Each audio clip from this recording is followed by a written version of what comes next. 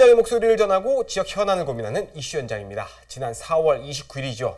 검단 신도시 한 신축 아파트 공사 현장에서 지하 주차장이 붕괴되는 사고가 발생했습니다.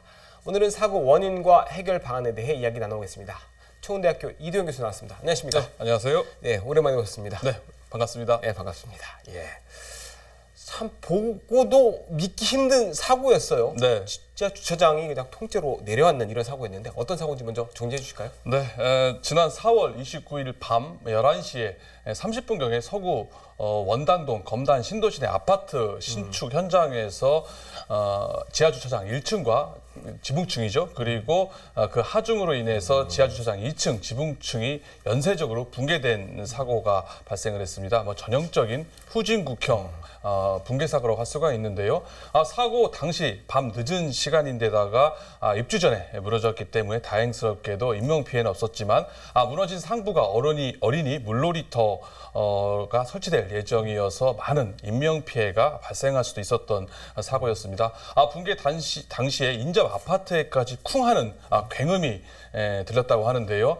이날 사고 지점은 발생 1년 전인 지난해 7월 달에 타설 및 시공 이미 끝난 상태로 내부 마감 공사도 마무리된 상태였습니다. 별다른 외력이나 압력이 가해지지 않은 상황에서 붕괴가 일어났는데요. 그런 상황에서 골조가 붕괴되다 보니까 많은 사람들에게 더욱 충격을 준 사고라고 할 수가 있습니다. 네, 전형적인 후진국형 사고다라고 진단을 해주셨는데 예. 정말 인명피해가 없었던 게 천만다행이죠. 그렇습니다. 네, 현장을 본 입주 예정자는 당연히 불안에 떨고 있을 것 같아요. 예.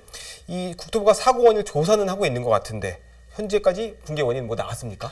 이번 사고의 붕괴 원인은 최종 국토부 건설사고조사위원회 조사 결과에 의해서 밝혀지겠습니다만은 현재까지는 철근, 콘크리트 품질 관리 미흡 가능성을 제시하며 시공사이죠. GS건설의 부실 시공 가능성에 무게를 두고 있는 상황입니다.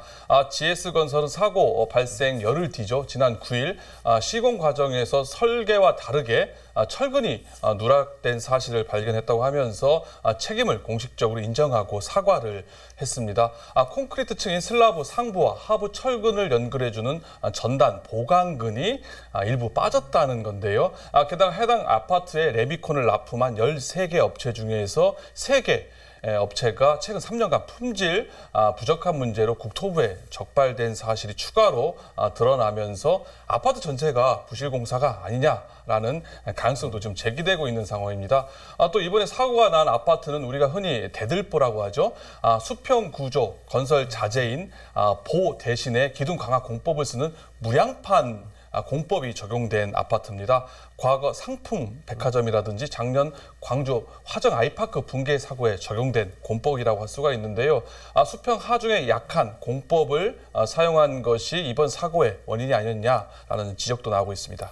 네, 말씀하신 대로 입주 예정자들은 전면 재시공을 지금 요구하고 예. 있잖아요. 이게 그 대책위를 그리고 LH같이 꾸몄는데 결과적으로 이제 전면 재시공이 쉽지는 않을 것 같은데 어떻게 분석하십니까? 쉽지는 않을 것 같은데요. 이번 사고로 인해서 GS건설의 부실 실공이 지금 일부 드러난 상황에서 시공사 자체 조사 그리고 국토부의 조사 결과가 어떻게 나오든지 간에 입주자들의 불안 그리고 불신을 해소하기에는 무리라고 볼 수가 있습니다.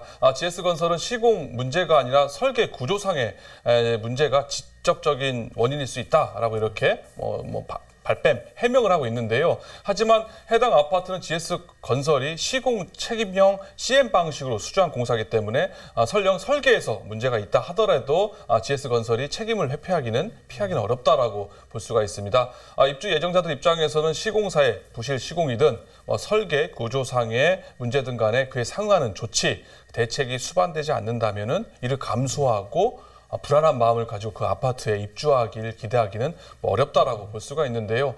건설업계에서도 지난해 발생했던 광주 화정 아이파크 붕괴 사고처럼 아파트 본 건물을 모두 철거한 후에 재시공할 가능성도 있다라고 이렇게 보고 있습니다. 물론 매몰 비용이 상당하기 때문에 부담스러운 측면도 없지 않아 있습니다만은 입주 예정자 협의회 요구대로 전면 재시공하지 않는 이상 이 문제가 쉽게 해결되기는 어려울 거라고 보여지고요. 어느 정도 협의가 필요하겠습니다만은 입주 예정자들이 원하는 전면 재시공이 해결 방안이 아닐까라고 볼 수 있을 것 같습니다. 네, 명확한 사고 원인과 그 책임, 입주민들이 안심할 수 있는 후속 대책들이 확실히 마련되기를 바라봅니다. 이슈 현장 오늘은 여기서 마치겠습니다. 감사합니다.